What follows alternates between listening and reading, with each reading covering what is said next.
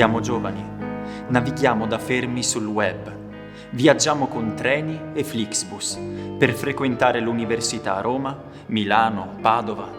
Concerti, raduni, flash mob ci catapultano nel nostro presente. Tutto scorre veloce, tutto cambia con un click. Verissimo, ma alle feste di paese, quelle che si ripetono ogni anno, il tempo sembra fermarsi, eppur ci travolge, perché sono forse le uniche occasioni in cui si radunano tutti, in famiglia e in comunità, giovani e bambini, adulti e anziani. Abbiamo voluto capire come e perché, attraverso un viaggio in Alto Friuli alla scoperta delle radici delle feste. Quelle che nell'antica civiltà contadina scandivano il duro lavoro, concedendo rari momenti di svago e creatività. Un viaggio attraverso le storie di 7 feste, quasi tutte ancora praticate, tra originarietà e innovazione, che da dicembre a settembre sottolineano l'atteso valore della rinascita con la bella stagione. 7 feste per 7 emozioni.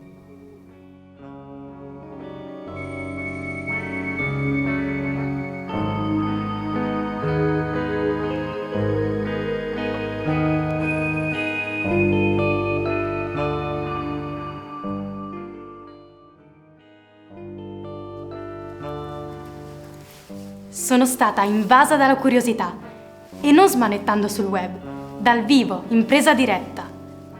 Grazie ad Herman, un ragazzo di Sauris, conosciuto all'università, che mi aveva invitata al carnevale del suo paese, tra i più antichi dell'arco alpino. Mi aveva scritto: ci vediamo il sabato prima del martedì grasso, al raduno di Sauris di sopra, e ci saranno anche gli amici che hai conosciuto da me. Da lì, mascherati e spettatori, fanno il giro del paese e scendono in corteo lungo un percorso nei boschi e nei prati. Devi venire, assolutamente. È bellissimo e ci divertiremo un sacco. È stato splendido e coinvolgente, ma di Herman e i suoi amici nessuna traccia. Ho seguito il corteo e ammirato i mascherati. Tutti con abiti vecchi e usati, con il volto coperto da maschere scolpite nel legno e dipinte, assolutamente particolari, perché per lo più prive di tratti grotteschi e deformati, come mi aspettavo in una mascherata carnevalesca.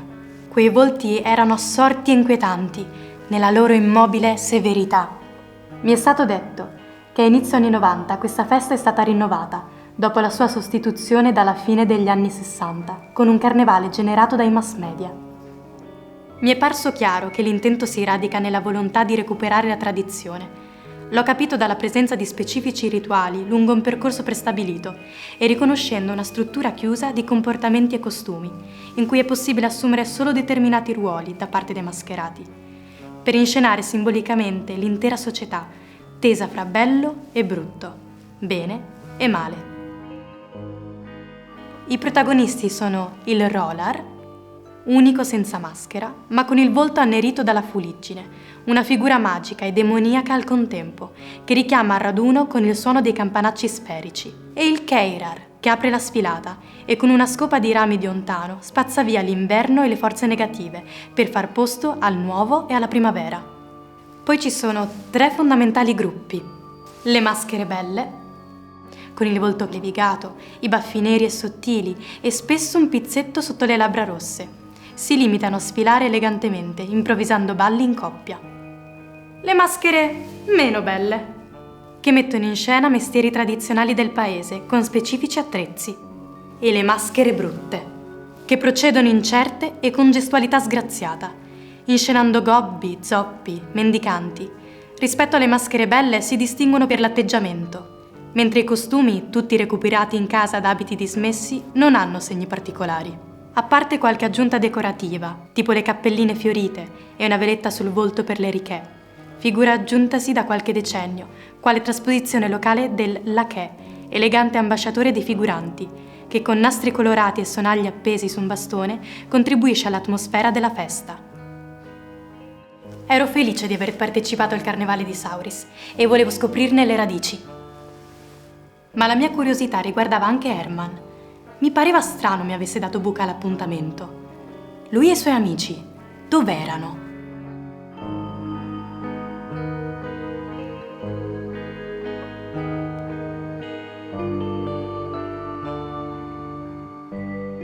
Ma certo, mi son detta, Saranno fra i mascherati. E così è scattata la curiosità legata alla ricerca dell'altro. Ma sotto quelle immobili maschere lignee e dietro gli atteggiamenti dettati dal cerimoniale non ne ho riconosciuto nemmeno la gestualità. Alla fine ci siamo trovati, lui e gli amici a volto scoperto, tra musica, vin brûlé e dolci. E ho capito che le maschere di Sauris sono prive di espressioni e caricature proprio per sottolineare la volontà di nascondimento e che attraverso l'irriconoscibilità i mascherati perdono la propria individualità, facendo parte di un gruppo altro rispetto alla comunità. Non esistono, mi hanno detto, documentazioni scritte del passato antico del carnevale di Sauris. E le testimonianze risalgono alla prima metà del Novecento.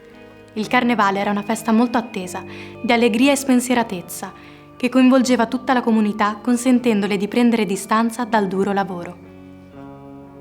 Era l'unico momento di trasgressione, una sorta di valvola di sfogo. Si mangiava di più e meglio.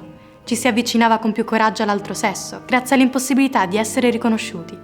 Ma anche qui non mancava il principio del dovere, perché il carnevale di Sauris contiene un carattere iniziatico che implica il passaggio dei giovani all'età adulta, rappresentato dal battesimo, che consisteva nel pagare una cena a tutti i partecipanti.